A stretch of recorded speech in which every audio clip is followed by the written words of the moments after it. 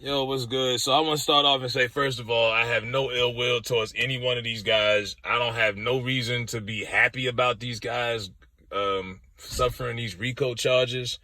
They recently just came out and said that they're gonna use lyrics to help indict both Gunna and Young Thug, and a lot of people feel differently about it.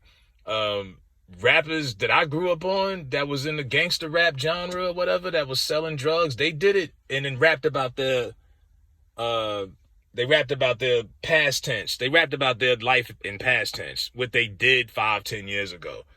But when you putting out lyrics about cooking up crack in the kitchen, selling this, slinging that, shooting this and that, and I listen to a lot of the stuff. I might be hypocritical. I listen to a lot of the stuff, but I'm not out here doing it. But for you to be rapping about your street life and be actively doing it, that's stupid. Like you're telling on yourself. It's not like you rapping about stuff you did a year ago or that you clean now. You know what I'm saying?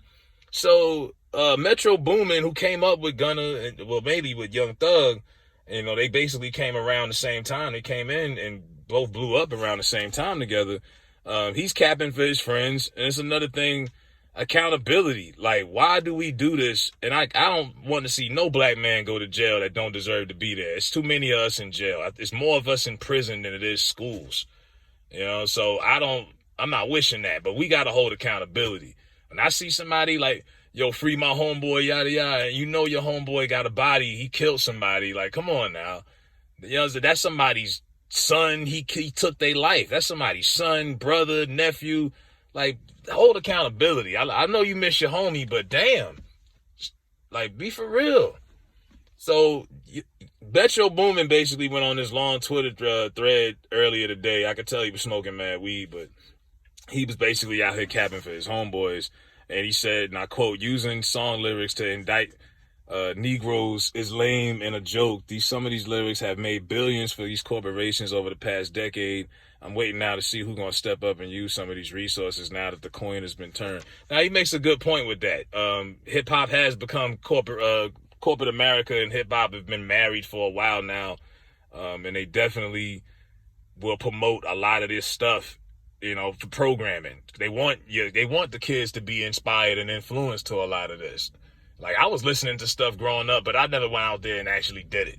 I got off on video games, Grand Theft Auto and stuff like that. I didn't necessarily want to go out and do a drive-by on nobody.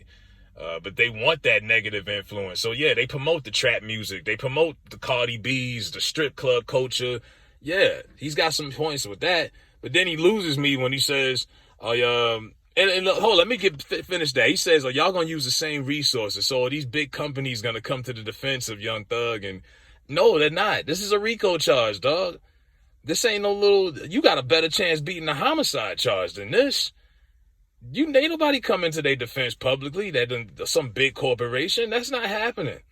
So then he goes and he kind of loses me when he says, are y'all gonna turn the other way and leave niggas how Interscope left Pac in 95? I'm like, hold up, that is true. But at the same time, Interscope, I guess that was his record label. They weren't his, what was they supposed to do? And are we comparing Young Thug to Tupac? Because I'm not.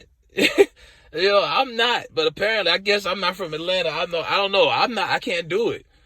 But apparently Boomin is acting like Thug is up there, like one of the revered walking legends that's living amongst us.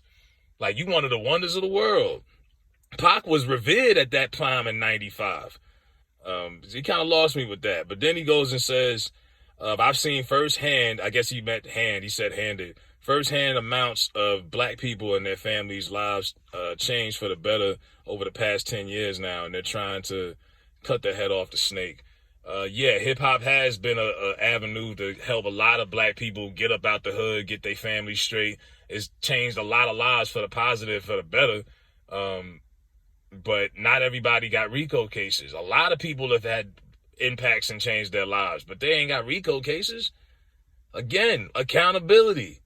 You saying a lot of good stuff in your points, but it all comes back to 10 years of buildup. And the feds, y'all ain't shit for letting this go on for 10 years and letting all these bodies pile up. If it would have been one white body, they would have been shut this case down and kicked the door in. They let all this shit pile up since 2012? You know, and yeah. So then he goes and says they get terrified every time a iconic black leader emerges with so much influence, respect, power, and appeal.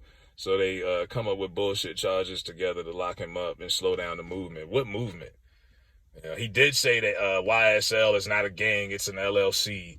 I'm like, let's see how many people believe that.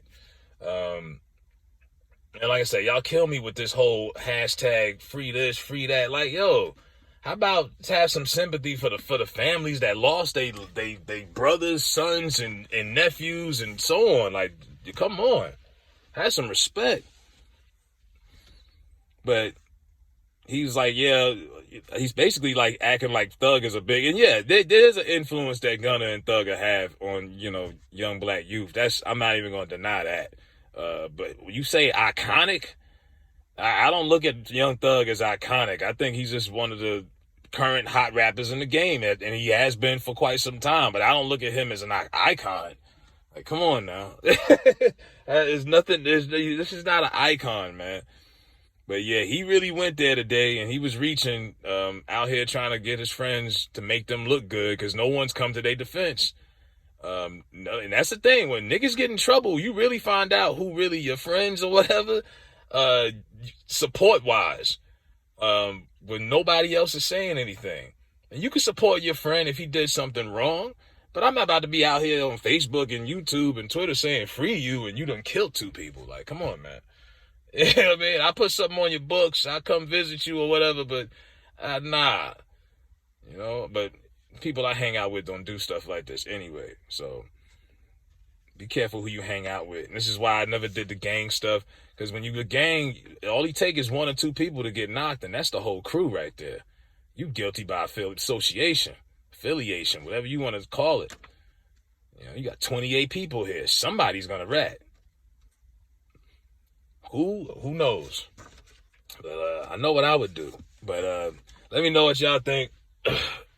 6ix9ine was having a good time too about this. He was trolling Young Thug the other day, posting pictures of him dressed in drag because he used to wear dresses, and telling him that he's over. Like, he's celebrating, but he probably should be happy because one of these other rappers might be able to share some of them rat jokes that he been getting the last 2 years. Because one of these cats is gonna look like he might be the one that's gonna fold. He gonna fold like a beach chair. You can see it in his face. That boy is pissed. But yeah, like I say, no malice in my heart. But yeah, Metro Boomin was really out here reaching for his homie today, man. Let me know what y'all think in the comments.